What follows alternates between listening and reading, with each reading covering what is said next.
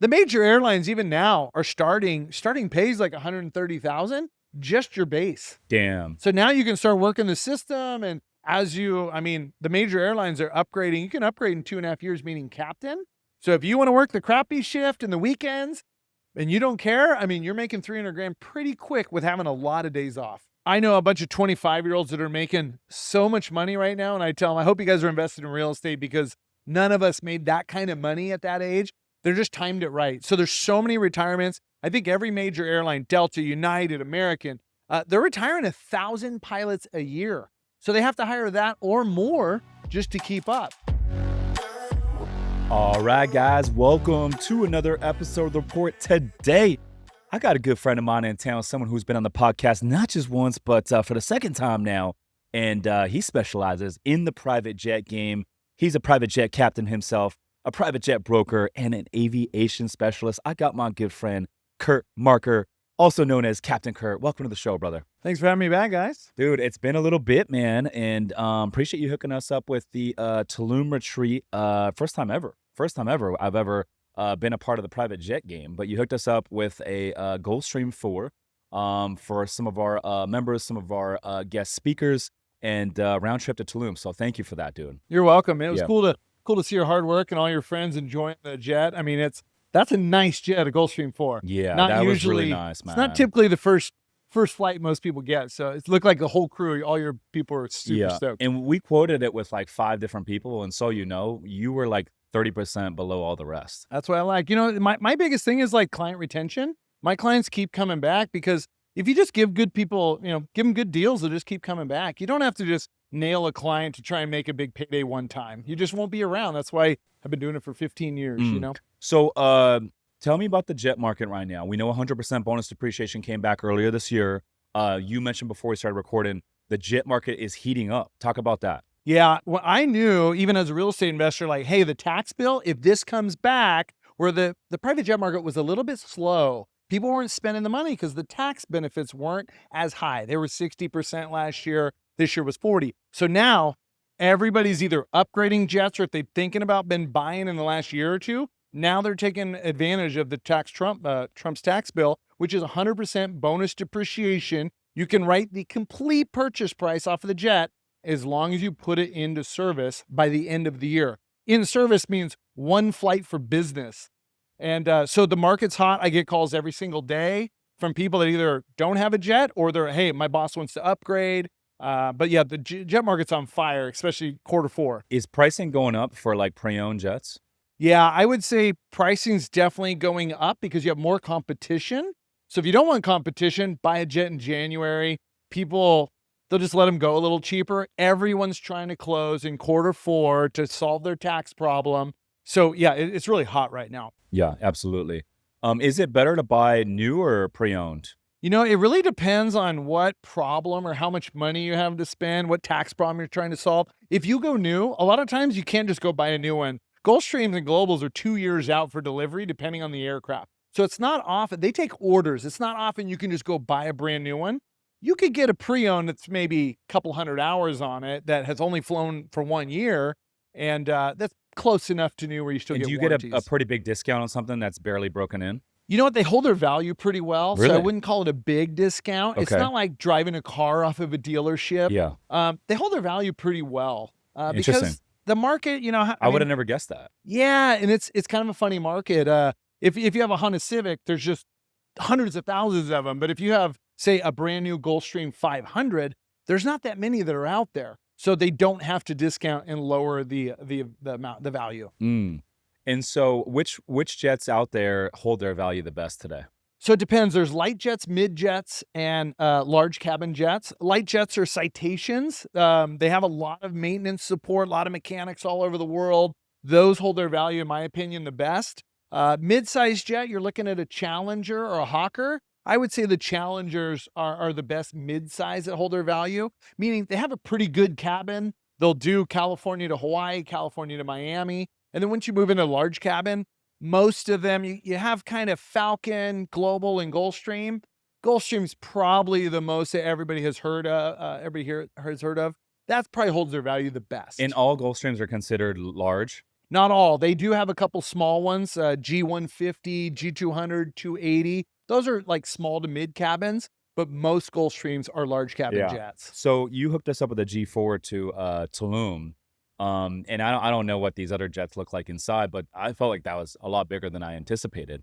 Um, is the G550, the G650, is there a G7 today now? Yeah, there's a Okay. G700, which is And, yep. and what is the size of those compared to the G4? So the G7 is probably, I don't know the feet off the top of my Yeah. head, but it's got 4 different cabins. 4 where different yours cabins. kind of had 2 different cabins. Okay. So a lot of these G7s you can customize them, but in the back it would be a full bedroom, full shower with an office desk, like a small desk. I've got to tour some at some events, and they are very long and large. Damn. Um, What is a brand new G7 Yeah, cost? 75 million, depending on what upgrades, up to Okay. $80 million. Okay. And then if you wanted to go, let's just say a used G4 that's nice, retrofitted, maybe isn't brand new, what would something like that cost? Maybe the one that we took to Tulum. Yeah, What would like that cost? Yep, the one that you took to Tulum, I got to fly that one right before it got remodeled. Okay. So that has a brand new interior. It's got new engines.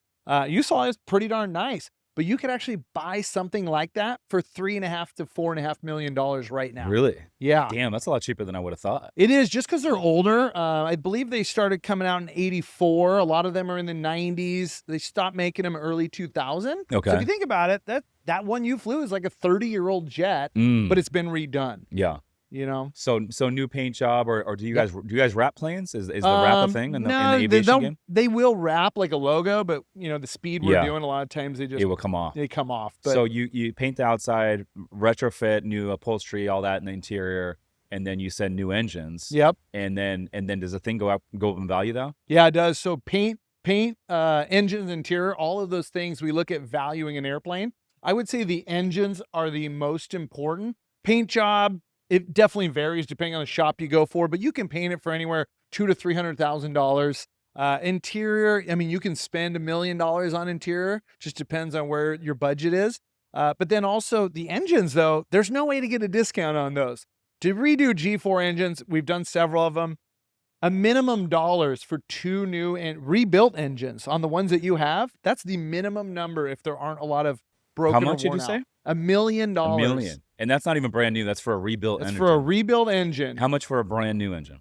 Yeah, that's a good question. I haven't done one of those yet, but typically you just give them your engines. They'll charge you to have loaner ones so your airplane's not down per hour. So I haven't actually ordered new engines because most people rebuild them. They're just so expensive. Yeah. No, that's interesting, man. I know in the boat game it's the same thing. And I always wondered, like, what does that mean? Like, they're gonna rebuild the engine. Because they'll tell you, these, like, some of these boats that are 20 years old, they need to have their engines replaced. Or they'll say, hey, like, this is the cost for full replacement, or we'll rebuild it for half the cost. And I've always wondered, like, what does that mean? You got to rebuild it, but it takes months. Yeah, and so when they rebuild it, they literally take apart the whole engine, inspect every single part, and the ones that have no wear and they're good, they will reuse those parts. So that's why the minimum is $500,000 for one of those G4, G5 engines. And then it comes up to what other parts do they got to replace. So I've seen it go up to $800,000 per engine. Yeah, that's crazy, man. So we know we're in a government shutdown right now. How is that affecting stuff in the air? I'll tell you what, talking like ATC slowdown, there's so many delays, and especially the busier areas. I get pilots texting me. We just communicate a lot, and it's like 5 to 10 hour delays in New York. So if you're flying a private jet and your boss has got to get to a meeting and, they're wondering, hey, let's get going. You can't leave because they really are saying short staff on ATC.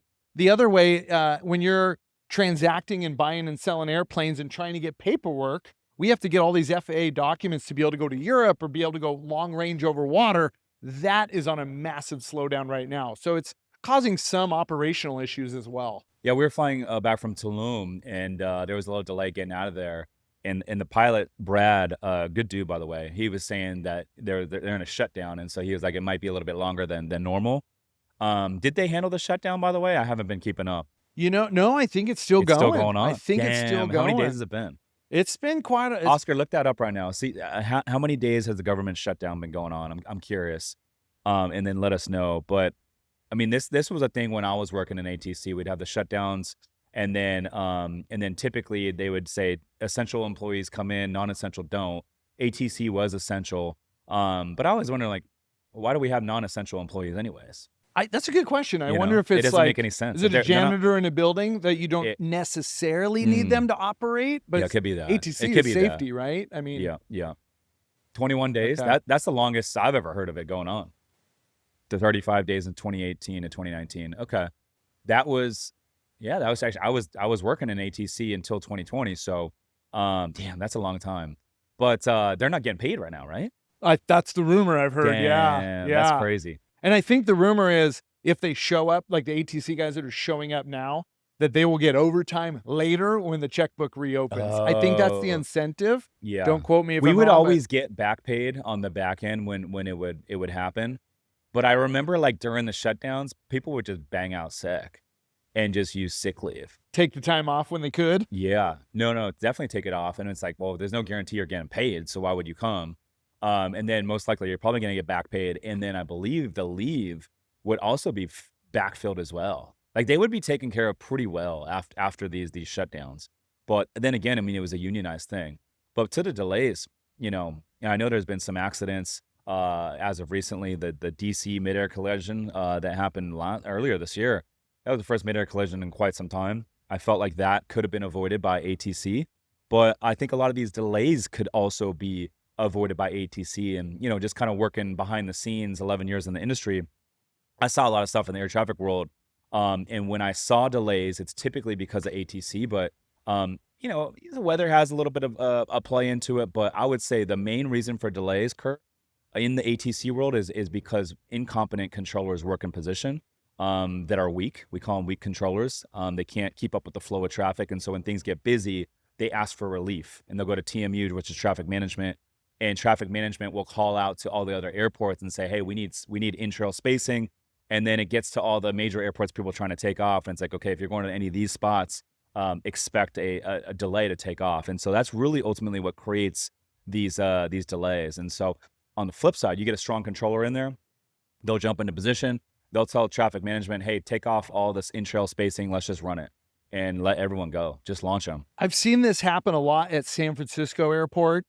Both runways are really close together that you land on. So if there's any bit of weather, they slow the flow down. But I would say, in my opinion, I've been flying in and out of San Francisco for 13 years. It's probably one of the worst airports that affects flow. So if you're flying privately in there, you're trying to leave, and your boss or whatever, your client is like, hey, I got to get home to LA right now.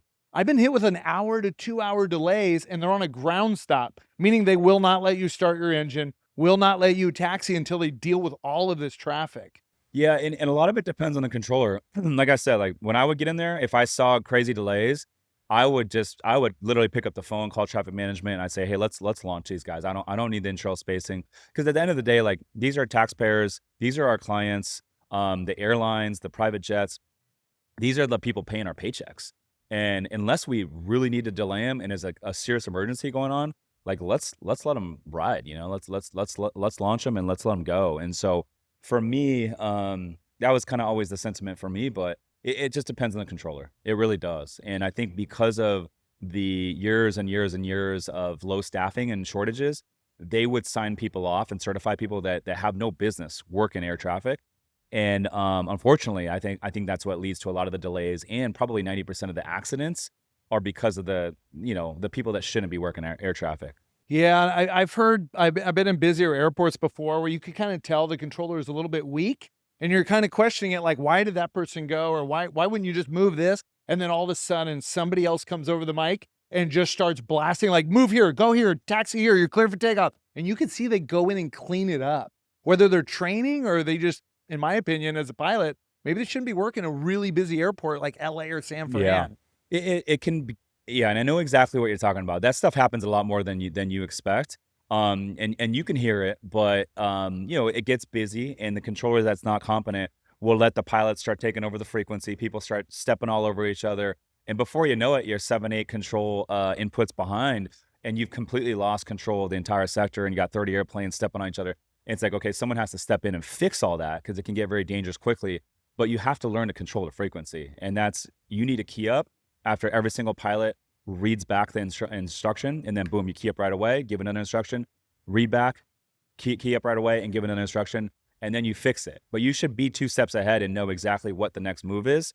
And then you control the frequency, and then boom, before you know it, everything's back under control, and then the rush goes away, and then it might be slow for an hour, and then you're like, okay, we got nothing going on, got 3-4 airplanes, and everything's chill, and then it gets busy again. I personally like the rushes. I like going into there like when there was a lot of weather and people are like, busy.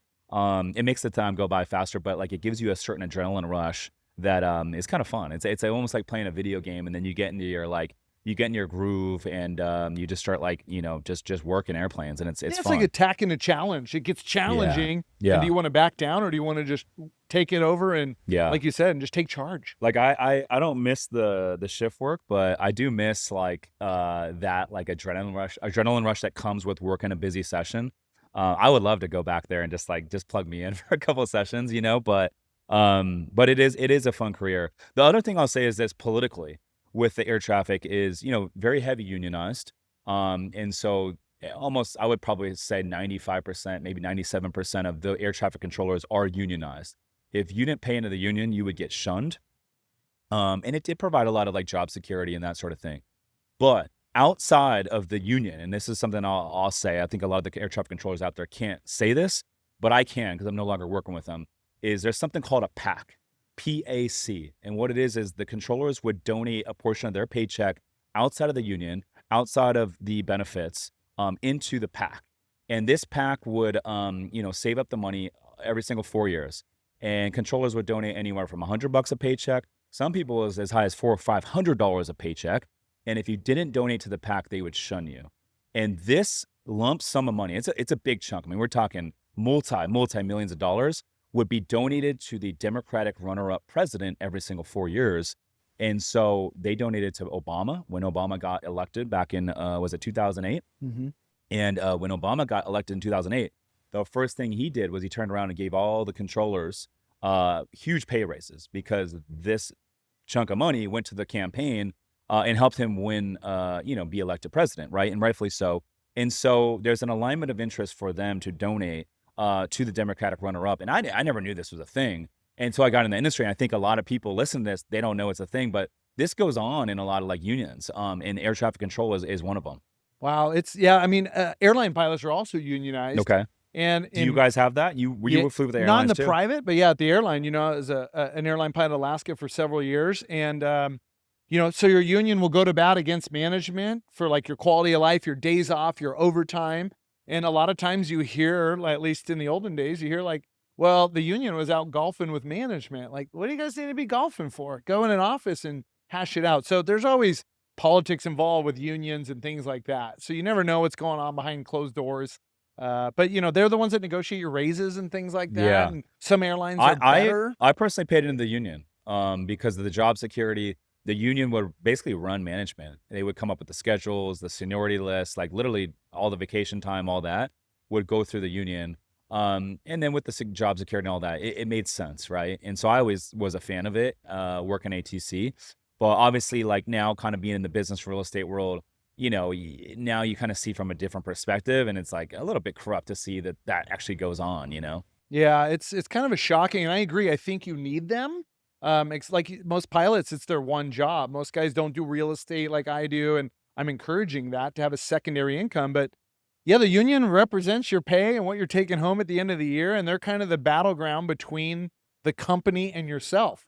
So anytime if you ever had to get called to an office for some kind of incident or an accident, your union rep is going to be right next to you, and you really want the legal team. I never had anything go on, but it's an insurance. Yeah, as it is well. insurance. So I was always a fan of it, and I was always, active in the union, and I helped out where I could. It's NACA, National Air Traffic Controllers Association, I believe. But yeah, a lot of good people in that industry, and a lot of friends that I still have work in that industry today, and good people, hardworking. It's one of the highest suicide jobs in the world. Yeah, it seems stressful in the shift work. I've heard, maybe we've talked years ago, where you're like, man, sometimes you're always nights, and then you finally get mornings, and to change the schedule is hard. Yeah, the shift work is tough. So anyway, so I want to switch gears here and get back to the jet game. I'm curious, how do you get discounts when running private jets? Yeah, this is a question I get most common, right? Like, hey, how can I get a deal? I want to experience flying a private jet.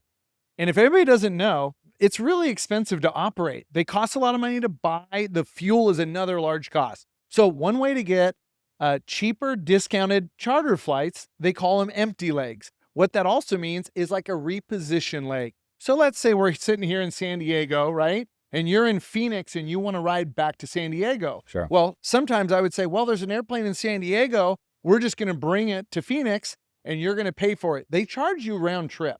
That's just how it works, right? They're not going to give you a free leg. Well, now what we'll do is try and sell the empty leg that's going to pick you up at a discount so that there's some offset of cost. That's how you can get a deal. The one caveat is you cannot be late.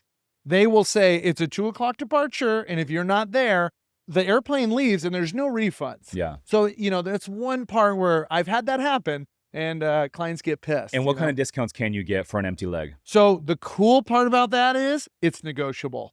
So as soon as you book a flight, they have a round trip booked. Sometimes it's weeks or a month out. They'll start advertising that empty leg. So maybe I'll keep it in my database and see if someone in my database needs a flight that day, or if they request it really close within a day or two. Now all of a sudden I can negotiate. Say the airplane's going, it's not sold. How about like $3,000? Or how about, you can get up to like 80% off. Damn, really? Yeah, but it's as close to departure as you can. Yeah. And that's the difference of working with someone like me. It's not I operate an airplane. I have access to every airplane really in the world. Well, is there a website out there where you can find empty legs? There's not really one big website. I thought about creating it. There's a couple people that are kind of trying on an app. But what I've noticed is they're not really discounted legs. So they're putting some AI and database together, but there's really not a discount there. So it's something I've been toying with the idea, but there's a lot of work to that, Yeah. Speaking of, costs of running a private jet, what is the most expensive part of owning a private jet? The most expensive part comes down, I think, to maintenance. Okay. Aside from going to buy a G700, a G800, Grant Cardone just bought a Global 7500. Damn. I don't know what he spent, but I know those are in the 70s new. This is his third one. Yeah, he had a G550. Actually, it's his fourth one. He had like a G200 first, which is a midsize. Then he went to a G550, great airplane. I fly those. Then he went to a G650, sold that, went Global 7500. But so the most expensive part of owning an airplane is fuel and maintenance. But if you had to pick one, it's maintenance. You can't control when a part fails. And it's happened to me before where you're about ready, you're starting your engines and something fails. Now all of a sudden you're stuck. I got stuck for 7 days recently in a tiny little town, and the repair was almost $200,000 for a nose wheel steering. All it does is help me steer the nose wheel. You had to call in the Gulfstream mechanics in the middle of nowhere. They fly their tools up. They fix the part. It's just expensive maintenance. So what is fuel cost for a plane like the what Grant just buy? He got the Global 7500. I don't know what it burns, but that's a big jet. They're heavy, so they probably burn a lot of gas. I bet you that thing probably burns 5,000 to 6,000 pounds per hour. So that thing's probably burning 700 to 800 gallons an hour. Now, fuel price varies. San Diego, LAX, San Francisco, fuel's expensive. Aspen might be the most expensive gas in the country. But then if you go somewhere, Vegas is pretty good. There's certain airports that are really cheap in gas. Phoenix. So as a pilot or a charter operator, I'll be like, hey, fill up on gas there. Let's save some money. But fuel is a big cost. So what's the delta between fuel prices in an area like Vegas versus, Los Angeles or Aspen? Yeah. So like Aspen is north of $10 a gallon, where Vegas right now, I believe, is about $4 to $5 a gallon. We're talking double. So if you're flying from Vegas to go to Aspen, to go back to Vegas, you don't want to get any gas in Aspen at all. And if you go into like some satellite airport in the middle of nowhere, Oklahoma, to get Jet A, it could be what, as low as $3? Could be low as, in the threes. Damn. Yeah. That's crazy. Yeah. You're not going to, when you're flying a big jet, you're not really going to go there just to save some fuel costs. Yeah. But, I've seen fuel bills, $30,000 to fill up a jet. And that it'll fly 12 hours on that, but that's a big cost. Yeah.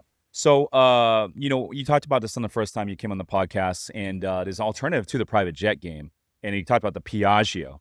Break down the Piaggio. What is the Piaggio, and tell us a little bit about the Piaggio aircraft. Yeah, it's one of my favorite airplanes. I didn't know about it until I was invited to go fly on it. It's made in Italy, and they call it the Ferrari of the skies. It is a turboprop twin engine. The props are on the back, so it kind of looks funny when you first see it, but it's very aerodynamic, and it's very fast. So the thing cruises almost at light jet speed, like a Citation jet. I believe it's 400 miles an hour.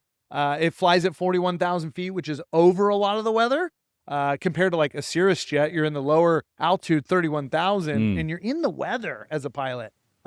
But yeah, the Ferrari of the skies, it's got a big cabin. It's real bubbly. How many people can it comfortably I believe fit? about 8. Okay. Yeah, about 8 passengers with 2 pilot seats, so you could put a kid in the right seat. It's a single pilot airplane. So you only got to pay 1 pilot. Now, a lot of feedback I get from that, or people complain about it, is like, oh, it's hard to get parts and they break a lot. Well, I think it depends on what you hear and what you see. I got a friend that operates 4, and he's like, we have no problems at all. We run them all the time. So, and you can pick them up used for $2 million. That's it? $2 million? Yeah, Damn. $2 million used. And like, I could get those all day long. And So, how fast does this plane cruise? like 400. Damn. I mean, it's fast. And it can go up to 41,000 feet as well? Yeah. Yeah. And because it's a little bit lighter, can it get into shorter runway airports Yeah, as well? shorter runways like Carlsbad or, even Santa Monica could go in there. And Santa Monica shortened their runway because of noise. They don't really want jets in there. Yeah. Every once in a while, you'll get a light jet, but Piaggios are just a great. Could you get the Piaggio into Catalina Island? Yeah, you probably could. Wow. Yeah, I'd have to check That's the a weight. short but- runway. Yeah, but it's like 4,000 feet, but it would probably do it no problem. Yeah, I'd have to look it up. But there's King Airs that go in there and similar aircraft. So the Piaggio, and they're made out of Italy. Yeah, made out of Italy. Yeah. My boat is out of Italy. And so I can resonate a little bit with the parts and all that sort of stuff. And now it's not the Piaggio. There's only like so many of my boat. It just came out. But the parts so far, and that's the one thing about the boat game, things are always breaking. I'm sure the airplane game is very similar. Things are always breaking. It's something you expect now. But to get parts, because it comes from Italy, it's like, dude, it takes forever.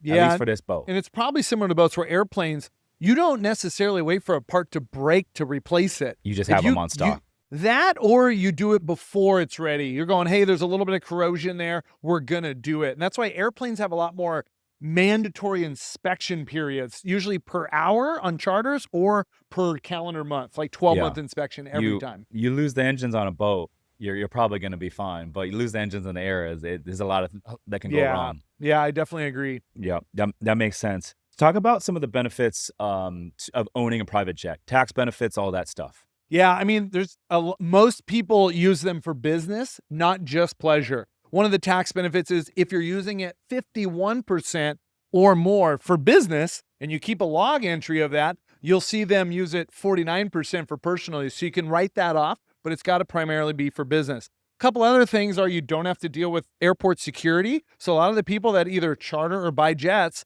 you're just not dealing with the public paparazzi, delays in the airport if you're trying to get to a meeting, things like that. So it's comfort, it's speed. You can get whatever food you want, whether the flight attendant's there or you bring your own and have it delivered to the airplane. Some people do that because they want full privacy. And you also get to leave whenever you want. I mean, you want to leave Friday that part's morning. Kind of nice. I'm leaving at 4 a.m. out of LAX on Friday morning. It's not that fun, but guess what? They want to get to where they're going.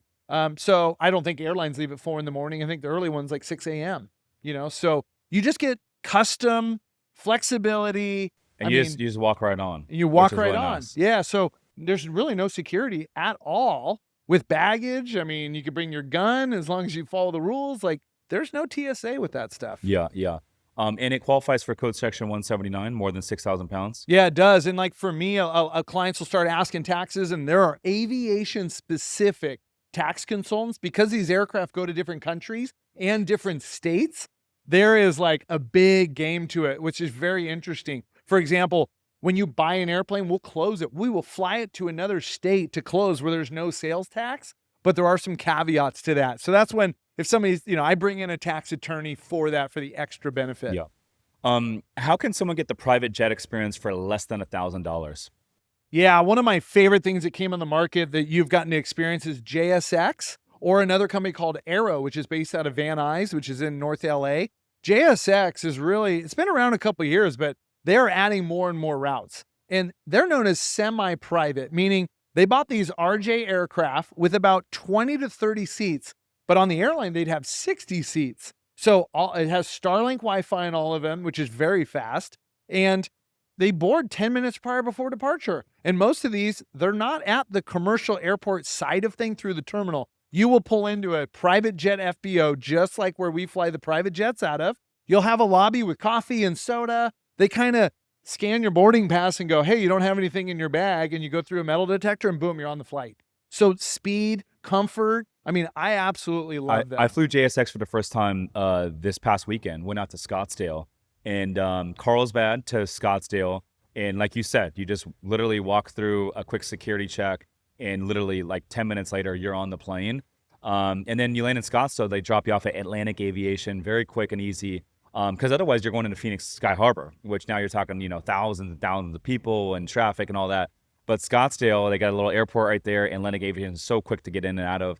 And then on the way out, same thing. Just literally show up 10 minutes before the flight, walk right on. They don't check any of your bags. Like super cool, super easy, relax, and it was comfortable. Like I thought the service was good, and honestly, my ticket was $700. $700 to fly JSX. I'm like, dude, this is a bargain. Yeah, and I mean, if you're flying out of San Diego, say on Southwest to Phoenix, it's probably $400 or $500 anyway. There's not even a first class option. You got two people, over kind of bearing your seat. I was stuck in a middle seat the other day. It was terrible. That's funny. Yeah. I actually, fun fact, on the way back from Scottsdale, I missed my flight. Okay. I showed up like 2 minutes before. I got a little too comfortable. You're close. Because you can show up pretty close. I got a little too departure. comfortable, and it was 5 minutes before, and they're like, dude, we already shut the door.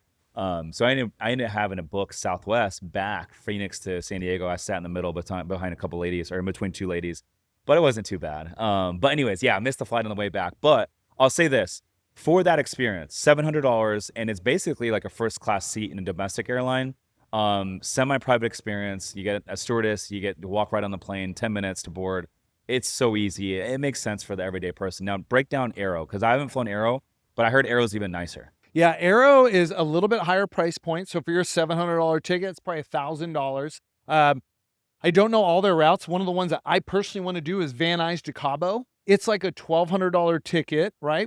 And they have less seats than JSX. So instead of, let's say, 30 seats, I think, on JSX, there's only 20, and they're big, nice, comfortable seats like this chair. And the service is a little bit better from what I've heard. So, the flight attendant is bringing you champagne or whatever you want before takeoff, kind of like first class on an airline. But the great thing is with Aero as well, you're not sitting waiting for departure at LAX. You're up at Van Nuys where you're moving and the plane's ready to take off. So it's quick, it's easy, similar to security. One big thing I like about Aero is they just acquired a Gulfstream 4, just like you flew on. Now they are selling seats. And there's only 12 seats on the airplane. It might be 14 on the one they got. $5,000 is their trial period for a nice big chair on an actual private jet, all inclusive, to go to Hawaii. Damn, that's insane. Which you have to have a midsize to go to Hawaii. Yes. So if you want to go to Hawaii, it's $40,000 minimum for a private jet. Or if you're by yourself, or maybe your girlfriend or one friend wants to go, now you're looking at $10,000 instead of $40,000. That's not bad. Yeah. And you're still on a Gulfstream 4. Yeah, it's insane. And so where does that fly out of? That Van Nuys. Van Nuys. Yep, North okay. LA. That's not bad. Yeah. Yeah, I like that, man. That's a hell of an idea. So and then Aero also goes to New York, I believe. Yeah, so they go to Cabo out of LA. I believe it's like Dallas. And now JSX and Aero, they're both kind of connecting in the middle of the country and then moving on to New York or Miami. Yeah, I saw JSX has some East Coast stuff. Yep. So Miami. you can't go direct, but they will stop in Dallas real quick, and it's a nice little stopover. You might not even get off the jet. Yeah. In my opinion, I'd rather go for comfort and not deal with all the airport. Yeah. I mean, airport delays and everything else, It's a nice touch, and it's a nice experience, and at those prices, I'm like, oh, it kind of makes sense, especially at $700 a leg. And even $5,000 to Hawaii, it's like, okay, well, how much is first class to Hawaii? It's $5K is probably not going to be that much more, but for that experience. And you said how many seats in the G4? I would have to guess like most of the G4s are 12 to 16 seats. They probably didn't do a 16 because then you're on a couch. Yeah. And I might not pay $5,000. They probably put it like a a good 12 in there. I bet you it's 12 or 13 like nice chairs. Yeah. And that's common. And I think that's a great price point. I know a lot of people. And it still makes sense for them if you think about it. So let's say 12 seats at $5K, looking at $60K. Yeah, and it's going to cost them one way. way less money to Yeah. operate that. Yeah. So it's cool to see a company that they don't operate one, they're going for it, and they're doing a trial period, and I think it's going to do well. What are their other plans? They have, I believe they're ERJs, so kind of small airliners. They're long, they're black, with a little bit of yellow and gold on it. I've seen them in Cabo. Yeah. So it's kind of a sexy airplane. I like that they had the black. That's cool. That's cool. And so what about this aircraft? So there's an aircraft out there called the Cirrus Jet, and the Cirrus Jet comes with a parachute. What the heck is the Cirrus Jet all about? Yeah, Cirrus is, man, they got the marketing down. I will tell you this. They are targeting, they have airplane with propellers and also jets. They've had jets for quite a while now, but they're targeting like a business owner like yourself that really wants to learn how to fly and fly it themselves. So they make it very simple. They're very simple to operate. Their autopilots are the best autopilots out there. They have a top high-end Garmin avionics. But one thing that I hear a lot of people talk about is they go, well, I feel more comfortable with a parachute. So they literally have a parachute in their jet. If you have an engine failure and for whatever reason, you know, you're a lower time pilot, you just pull the parachute and it is saving people. Really? Yeah. It does work pretty well. It's weird as a pilot because I would never want to do that. I would rather kind of try and dead stick an airplane in with the engine out because we train it a lot. Sure. But there's a lot of people that don't have I have almost 10,000 hours. People, you know, these pilots that are businessmen that have a couple hundred hours and they're buying a Cirrus jet. Yeah. And they're like, well, I like this. But the other cool thing with the Cirrus is now they have an auto land button. And so if a passenger, let's say the pilot passes out, the passenger doesn't know how to fly, they literally can click a button and that Cirrus is going to start, it's going to tell ATC and it's going to start going towards the nearest, safest, suitable airport. Wow. That to me, that is pretty cool. And they're starting to bring this out. Garmin is also starting to bring this out. They're going to go in CJ4s. King Airs now have them, even though that's a turboprop. It'll automatically take over the throttles. And I saw a demo last year and I was like, I'm really impressed. So the technology in aircraft is coming a long way. Now, you guys have had auto land in the commercial planes for quite some time. Yeah, on the Airbus. And yeah, 20 years probably. It's been around a while. And what I know Southwest, like when I was working at ATC, they do a lot of hand flying, but I think a lot of the other airlines, they're doing a lot of Autoland, right? Yeah, so Autoland, we only use it like when there's low fog or low visibility. I know a couple guys that would just test it to kind of re-get their skills. We do them in the simulator all the time. It's a requirement. But mainly like LAX, Seattle, Portland, San Diego, where there's a lot of fog. What it allows you to do, you're actually not allowed to hand fly. You have to let the airplane fly. So you are monitoring to make sure that all the systems are working correctly, and it will land itself and touch down on the center line, and it will also slow itself down. Damn, I mean, that's crazy. It's really impressive. So I know,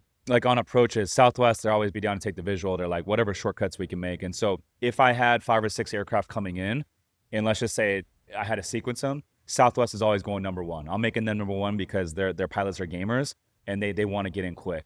The other pilots, a lot of the airlines like American, United, Delta, a lot of times they want to stay on course. I would say American, probably the worst. Those pilots want to go slow and they want to stay on course. They want to stay on the RNAV arrival. They don't want to peel off or do anything weird. So I'd always make American last because of it. But also when I'm like, you know, trying to get these guys visual and follow each other in, Southwest always, hey, we got them in sight. We'll follow them in. American always like, they'll play like, oh, we don't see anyone. We're looking. And they don't want to accept responsibility with the visual SEP. So because of that, Americans always getting peeled out. I was always making them last. Southwest always number one. Same thing with departure. Southwest check in right up, climbing out at 2,000 feet. They're like, hey, we'll take any shortcuts you have. Boom, we'll shortcut them. And then these other airlines, especially American, you shortcut them. They're like, hey, we want to stay on course today. They want to go the long way. So because of that, I would always make American last. And part of that is actual standing operating procedure. One of the rumors I heard, don't quote me on this, but I heard that Southwest incentivizes their pilots to not be late. I think airlines have like a A14, arrival within 14 minutes of your time. So if you watch, you as an ATC guy know, Southwest taxis fast. Yeah, they do. They teach Sometimes they're taxing like too 50 fast. miles an Yeah, hour. I'm like, yo. are they taking off? Yeah. You know? And so I understand where they're coming from. They have ceramic brakes. So if you just taxi fast and get on them once harder, it's better. It's better and it saves the company money. So I had heard that they train pilots to taxi faster and also take any shortcut. I mean, I watch for the last years and years, watch Southwest go in front of me, even though we were ready first. And it comes down to controlling. The controllers know those guys are game and boom, they're out of there. So I heard it was an operational thing, where at American and Alaska, places I've flown, it's all about safety and liability. And I also understand that as a pilot too. So it's kind of, there's a mix of both, because if you take a shortcut on the ground or whatever, and all of a sudden something happens, pilot is always the first person to blame. So is it true that Southwest gets paid by the leg versus these other airlines where they get paid like by the time they push out the gate and then they arrive at the next gate? Yeah, that's correct. Southwest pilots get paid by the mile. Okay. Not even the leg, but the leg is the mile, right? So since they're doing that, they're like, how fast can we get there? Where American is like, hey, we want to start your engines, right after departure time. We want to push out the gate. And then there's no incentive. I actually will say there's actually only incentive to slow down, because you get paid more money if you came in later or longer than your scheduled time. And pilots aren't really going to do that on purpose. But at the same time, if you're talking about shortcut, like, why would you take a shortcut if you could make an extra 10 minutes of pay, And I'm speculating here, but I believe it's like a true stat. If you look it up online, like which airlines have the least amount of delays, it's Southwest, right? That's probably true. Yeah. And you know what I find at Southwest? I ride them a lot as a passenger. When they come in late, man, they can quick turn a plane so fast. Yeah. And they're just like, hey, it's dirty. Just get the trash. We're good if the floor is a little dirty. Yes. And boom, they catch up on time real quick. Yeah. So I think like there's that. incentives there. Yeah. But they're overall, man, from an ATC perspective, I'm like, their pilots are the best. And because we know they're trying to get in quick, we would always hook them up. Also with like climbing out, if we're trying to jump another plane that's coming opposite direction or a bunch of traffic that might delay, I know I can give them an expedited climb and they'll do whatever I tell them.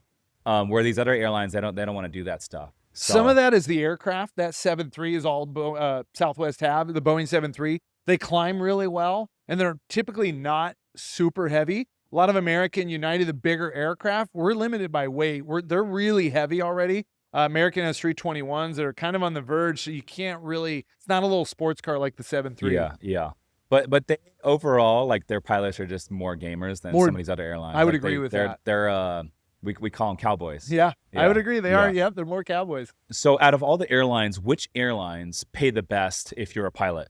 Right now, in the last couple of years, it's Delta's kind of been the number one, and meaning they have high pay scale and they also have high profit sharing. Really? I know guys over there at the end of the year. You get a slice of revenue? Oh, yeah. Every airline is starting to do that to compete, to attract pilots, but the airline's got to make a bunch of money, where American is just not making that much money right now. Delta and United are crushing it.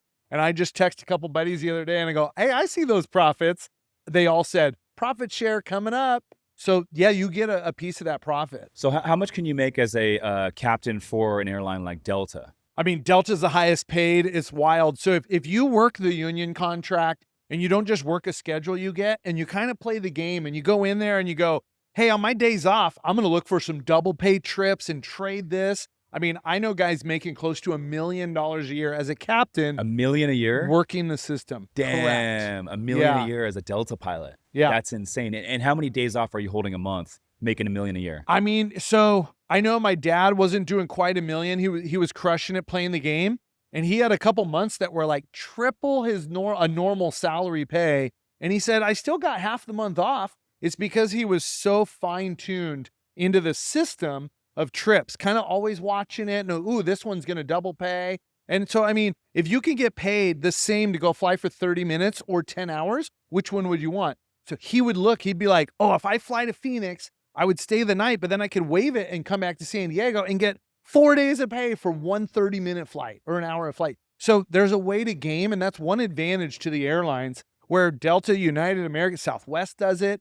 FedEx is another high-paying airline as well. So how much could you make flying, let's say, right seat for Delta or one of these majors? Right seat, I've heard a couple guys making like $600,000 to $700,000 as a co-pilot. As a co-pilot, if they're very senior. Damn. So what happens is, if they don't want to be the captain, because if you're a new captain, you're working the weekends, you're working the crappy trips, not the high-paying stuff.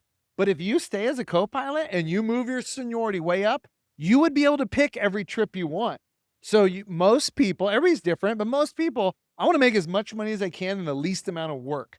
So that's what allows you to do that as a first officer, as a very senior person. So someone listening to this podcast right now, if they want to get into the aviation space, they want to become a pilot, how long would it take them to become a pilot and get hired for a company like Delta? Pretty much a couple of years right now. If you quit your job and you dedicated 6 days a week to training to be a pilot and never stopped, you could get through all your licenses within a year. And then after that, you got to build hours. You could do that in about another year to build your hours. And then you would get on with a regional like SkyWest or Compass or one of the smaller regional airlines. You could potentially go there. I went there for about 18 months and then moved on. So if you're a go-getter and you don't have a family at home and you're just ready to go for it, I mean, you could get in there and start making about 3 years. 3 years. Wow. Yeah. That's pretty quick. The major airlines even now are starting pays like $130,000, just your base. Damn. So now you can start working the system. And the major airlines are upgrading. You can upgrade in 2.5 years, meaning captain. So if you want to work the crappy shift and the weekends and you don't care, I mean, you're making 300 grand pretty quick with having a lot of days off. And I heard that right now is actually a pretty good time to get in the industry. A lot of pilots are retiring, and there's a high demand for pilots right now currently. Is that right? Yeah, that's correct. I mean, I know a bunch of 25-year-olds that are making so much money right now, and I tell them, I hope you guys are invested in real estate because none of us made that kind of money at that age. They're just timed it right. So there's so many retirements. I think every major airline, Delta, United, American, they're retiring 1,000 pilots a year. Damn. So they have to hire that or more just to keep up. So what it's doing is there's 16,000 pilots at American. So imagine we've already been losing them for the last couple of years. I mean, American's been hiring, I think, somewhere around 2,000 pilots for the last 3.5, 4 years that I know of. So they're replacing them. But yeah, so good time, if you're listening, it's good time to become a pilot, good time to get in the industry, but also good time to move up quickly. Yeah, so correct. You want to get that $600K right seat or potentially $1 million left seat with 50% of your month off. Get in the game now. Yeah, if you're a hustler and you put some time in knowing the contract, like all the holidays are double pay. So people that don't want, like I have kids, I don't want to work on Christmas. It's not worth the double pay to me. But hey, if you're new, I was double paying all the time before kids, so work the system. You can make a lot of money and have a really good life. How much do these pilots make working for like Spirit and Allegiant, some of these budget airlines? So Spirit had a really good pilot contract, even though I don't like riding on them. I think their seats are cheap and they charge you for water and anything. But the pilots actually made really good money. But if you look, they filed bankruptcy 2 or 3 times in the last couple of years. I've had a lot of people leave. So I would say those guys were still making $200,000 to $400,000 a year or more. But again, I had friends at Spirit 12 years left to go to United because they saw the writing on the wall. Yeah, personally, I don't think I would ever get on an Allegiant flight. I used to work air traffic for 11 years. And when I worked at LA Center, I did 6 years at LA Center. I worked the Vegas area. And so Vegas was a hub for Allegiant. And so we would work a lot of these aircraft climbing out of Vegas. And out of all the airlines I worked coming out of Vegas airport, Allegiant was number 1 with in-flight emergencies. And it seemed like every single week, there would be 1 or 2 Allegiant flights that would climb out and they would call us and say, hey, Center, we got to go back down and land because we got some sort of in-flight emergency and we don't know exactly what it is. And I remember there was one Allegiant flight. They had a flight, the 757. They were buying used airplanes, I believe, that were being retired by other major airlines. And I think there was a time when they were buying some Boeing 757 that American was retiring from their fleet. And they had a flight from Vegas to Hawaii. And, they take off a lot of fuel, a lot of passengers. But there was a couple times where they would take off and say, hey, we got to go back down. We can't go to Hawaii, but we have so much fuel we need to burn off. So they would request to go into a holding pattern for like 3 hours and burn enough fuel so they go back and land. And I'm just thinking, man, like if I was a passenger on this flight right now and I had my family thinking I'm going on vacation to Hawaii and then I'm going to be in a holding pattern for 3 hours just to go back and land in Vegas, like I'd be pretty pissed.